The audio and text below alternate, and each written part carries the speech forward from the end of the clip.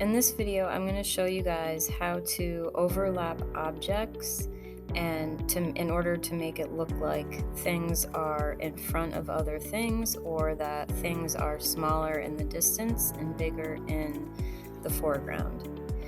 So here is my spaceship over here, and if I drag it over on top of my background, it still looks pink, but it looks see-through. Okay, so what I want to do is make it solid so that it looks like it's in front of this spaceship.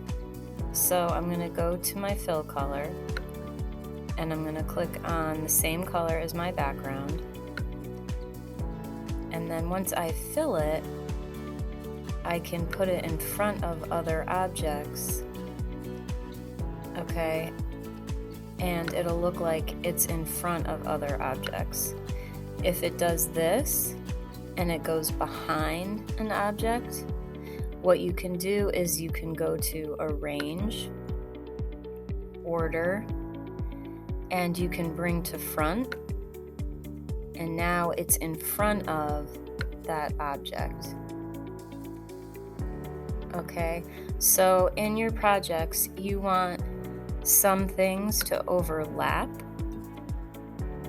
to make it look like there is stuff in the background and stuff in the foreground. So my little guy just disappeared, so I can click on my big guy and I can go to Arrange, Order, and I can go to Send Backward. And if that doesn't work, I can click on the little one and click on Arrange, Order, Bring to Front. Okay, so those are a couple techniques you can use to make it look like your objects are in front of other objects and that stuff is in the distance and in the foreground. So let's say you're trying to make this jagged line on the bottom, and it's made up of all these lines.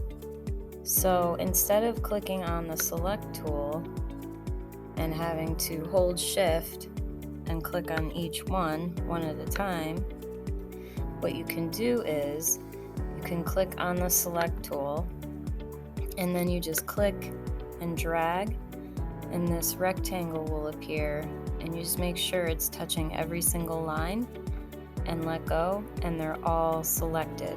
So then you can go to Arrange, Group, and then they're all stuck together, and you can drag them all around at the same time.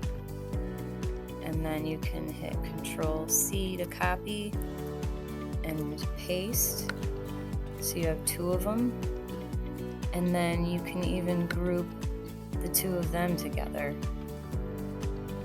So let's say I want these to be together. I just put them next to each other, and then I'm going to draw another line to connect the two.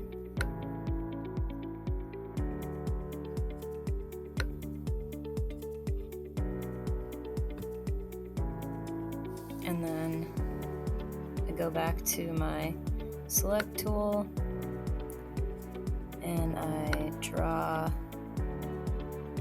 the rectangle again.